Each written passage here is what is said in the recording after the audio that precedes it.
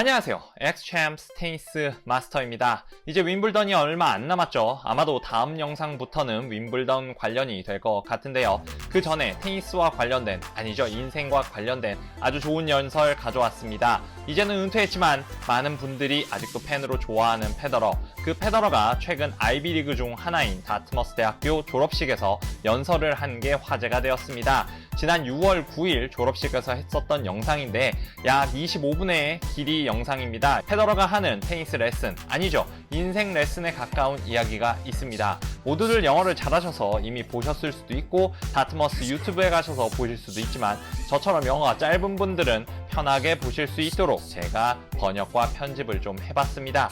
저도 번역하면서 여러 가지로 페더러의 그 마음과 조언들이 와닿았는데요. 젊은 친구들에게 페더러가 해주고 싶은 말 무엇이었는지 같이 보러 가실까요?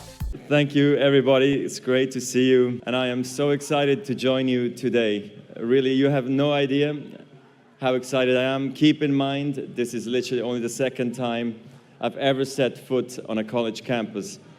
Second time ever. But for some reason, you are giving me a doctorate degree. I just came here to give a speech, but I get to go home as Dr. Roger. That's a pretty nice bonus. So, Dr. Roger, this has to be my most unexpected victory ever. Thank you. I'm a little bit outside of my comfort zone today.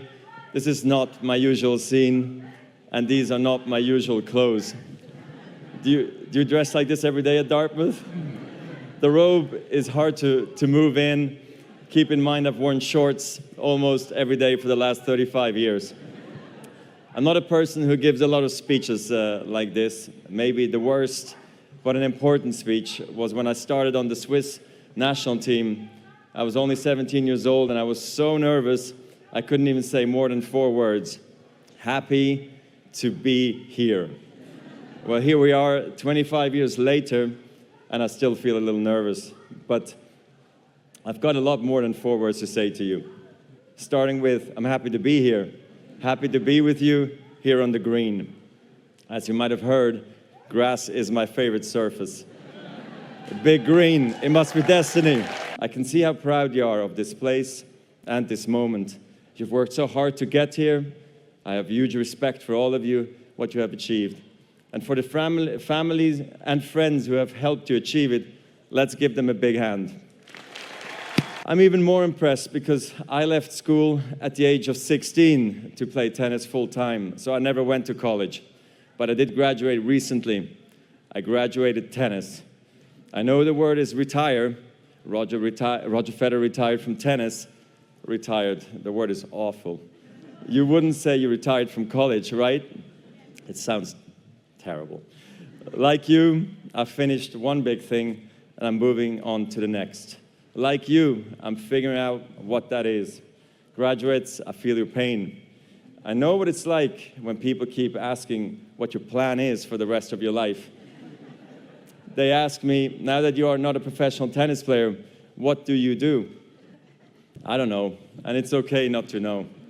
So what do I do with my time? I'm a dad first, so I guess I drive my kids to school. I play chess online against strangers. I vacuum the house. No, in truth, I'm loving the life of a tennis graduate.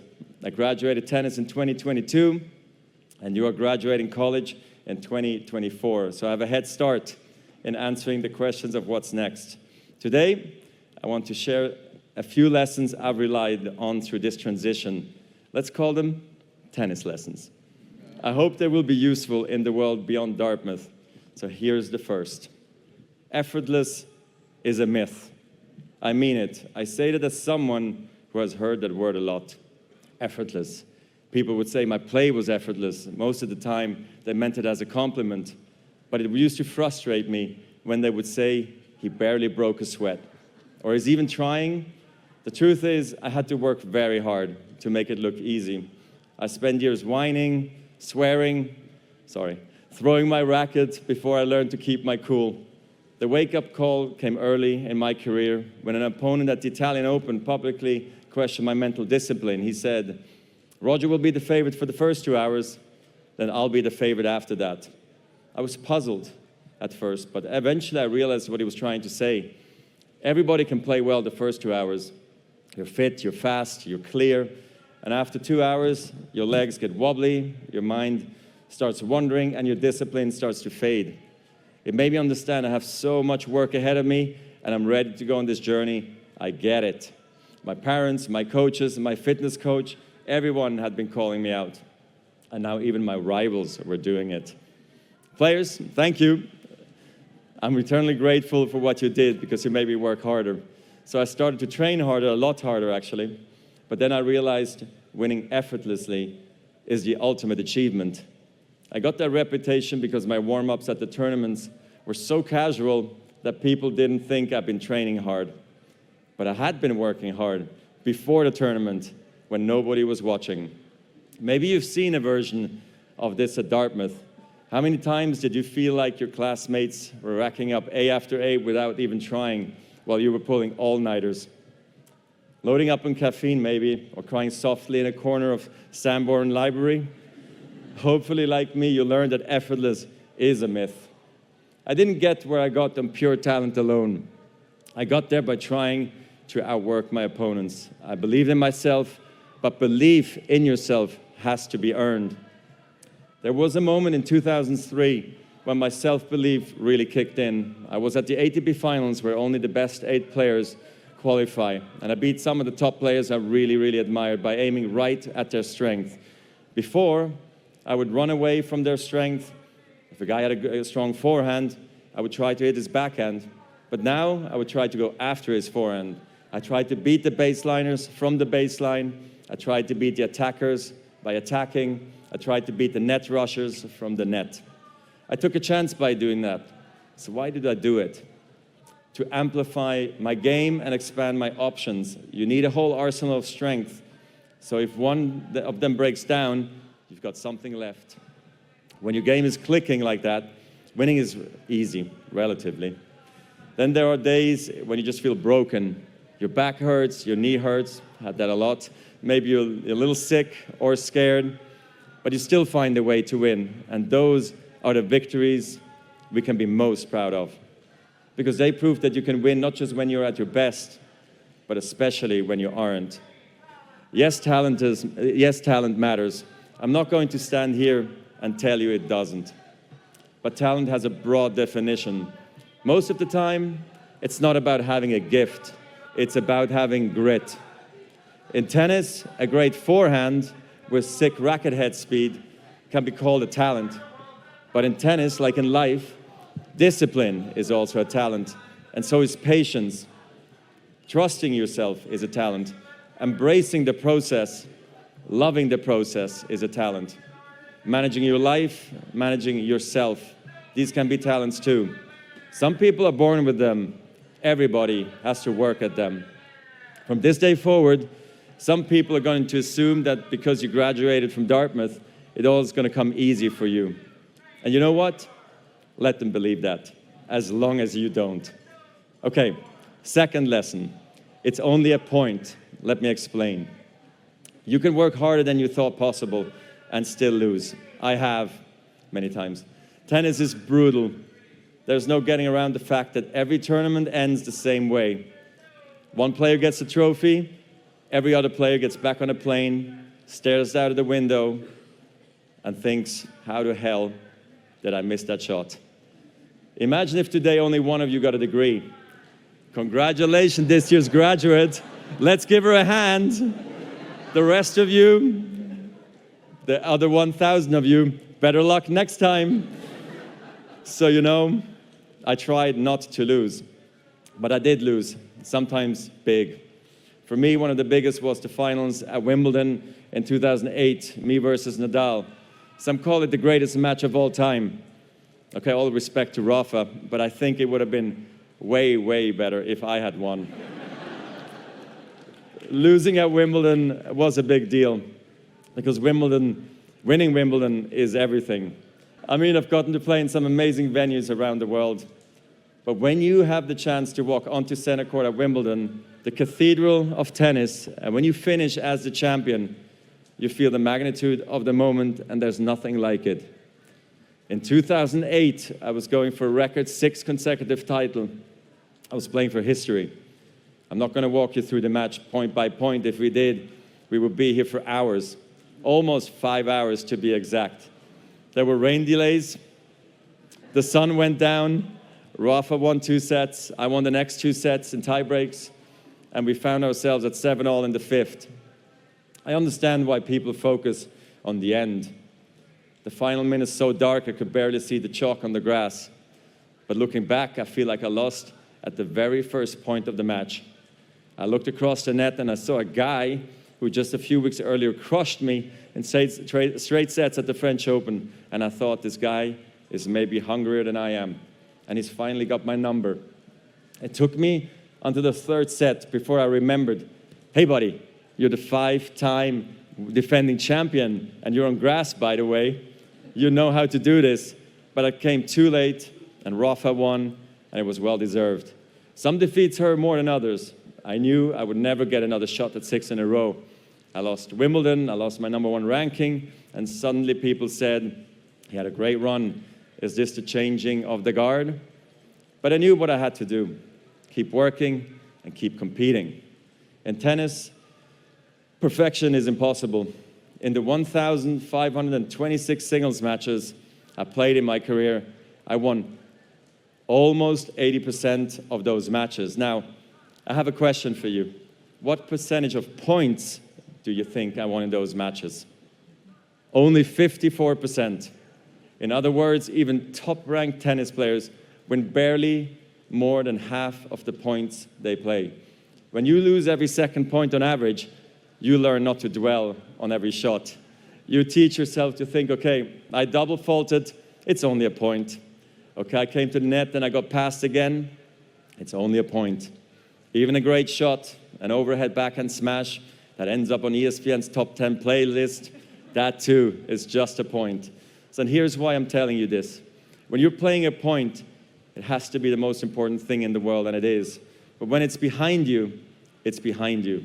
This mindset is really crucial because it frees you to fully commit to the next point and the next point after that with intensity, clarity, and focus.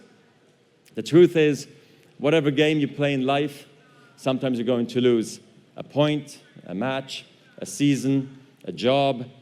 It's a roller coaster with many ups and downs. And it's natural when you're down to doubt yourself and to feel sorry for yourself.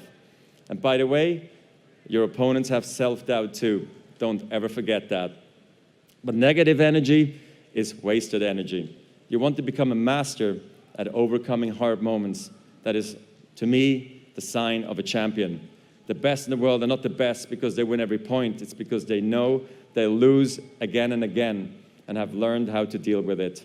You accept it, cry it out if you need to, and then force a smile. You move on, be relentless, adapt and grow, work harder, work smarter. Remember, work smarter. Lesson 3. For a guy who left school at 16, this is a lot of lessons as well for me too. So here's the third one. Life is bigger than the court. A tennis court is a small space, 2,106 square feet to be exact.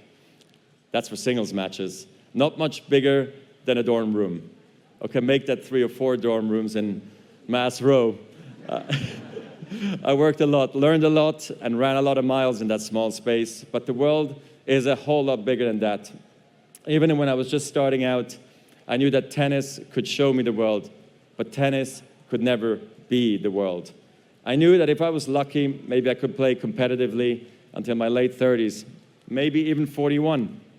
But even when I was in the top 5, it was important to me to have a life, a rewarding life, full of travel, culture, friendships, and especially family. I never abandoned my roots. I never forgot where I came from. But I also never lost my appetite to see the very big world. I left home at 14 to go to school in the French part of Switzerland for 2 years, and I was horribly homesick at first, but learned to love a life on the move. But these are the reasons I never burned out, maybe. I was excited to travel the world, but not just as a tourist. I realized pretty early that I wanted to serve other people in other countries. Motivated by my South African mother, I started a foundation to empower children through education.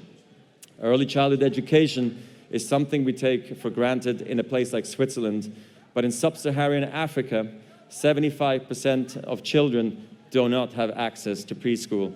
Think about that, 75%. Like all children, they need a good start if they're going to fulfill their potential. And so far, we've helped nearly 3 million children to get a quality education and helped to train more than 55,000 teachers. It's been an honor. Thank you. And it's been humbling, an honor to help tackle this challenge, and humbling to see how complex it is. Humbling to try to read stories to children in one of the languages of Lesotho. Humbling also to arrive in rural Zambia and have to explain what tennis actually is. I vividly remember drawing a tennis court on the chalkboard for the kids to see, because I asked them what tennis was, and one kid said, "It's the one with the table, right? With the paddles?" I have to tell you, it's a wonderful feeling to visit these incredible rural places and to find classrooms full of children who are learning and reading and playing like children everywhere should be allowed to do. It's also inspiring to see what they grow up to be.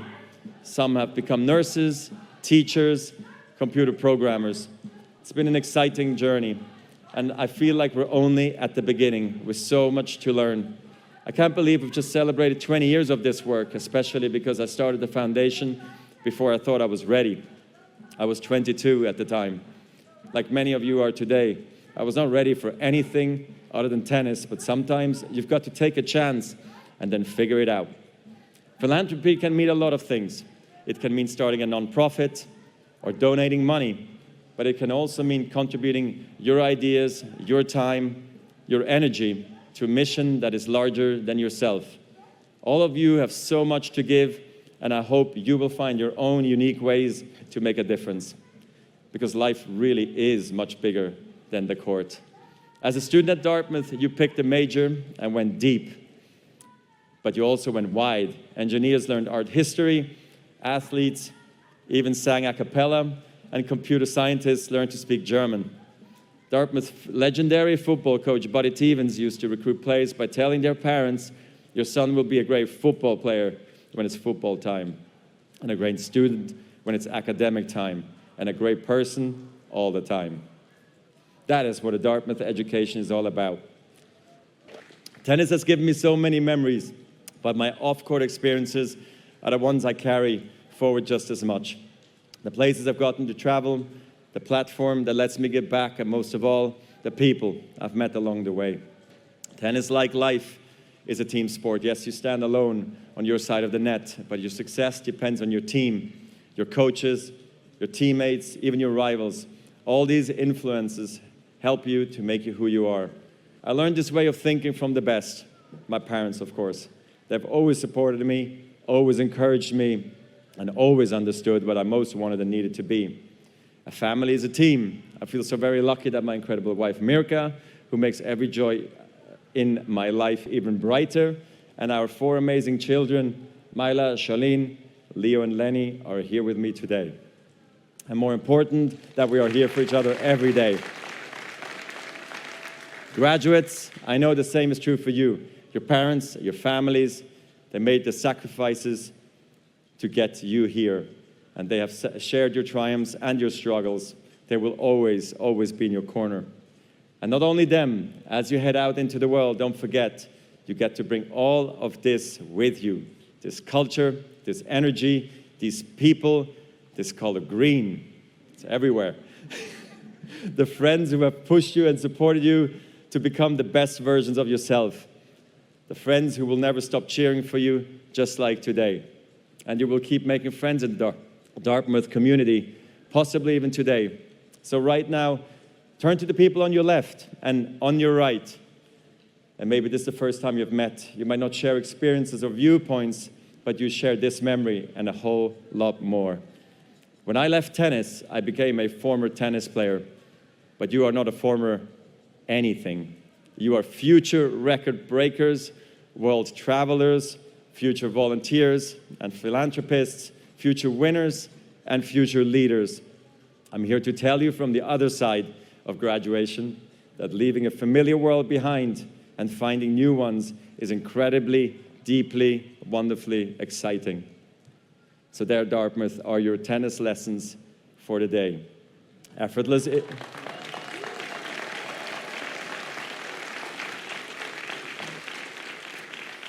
Effortless is a myth, as we heard. It's only a point. Life is bigger than the court. Wait, I got one more lesson. President Bylock, can I have my racket real quick? Thank you. Okay, so for the forehand, for those who play tennis, you'll want to use an Eastern grip, okay? You keep your knuckles apart, just a little bit. Obviously, you don't want to squeeze the grip too hard. Switching from forehand to backhand should be easy. Also remember, it all starts with the footwork. And to take back is important, and the same as the follows through. No, this is not a metaphor. It's just good technique. Dartmouth, it has been an incredible honor for me. Thank you for the honorary degree. Thank you for making this making me part of your really big day. I'm glad I got to meet so many of you these past few days.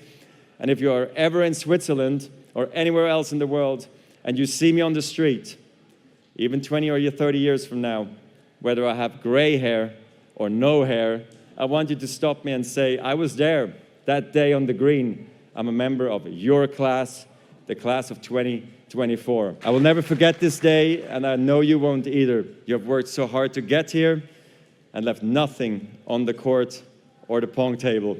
From one graduate to another, I can't wait to see what you all do next. Whatever game you choose, give it your best. Go for your shots, play free, try everything. And most of all, be kind to one another and have fun out there. Congratulations again, class of 2024. 대한민국 모든 국민이 테니스를 재미있고 신나고 똑똑하게 즐길 그날을 위해 오늘도 저 테니스 마스터는 달리겠습니다. 다음 소식으로 다시 만나요. 안녕! 테니스는 역시 엑스챔스 테니스마스터. 구독, 좋아요, 알림 설정 부탁드립니다. 컴온!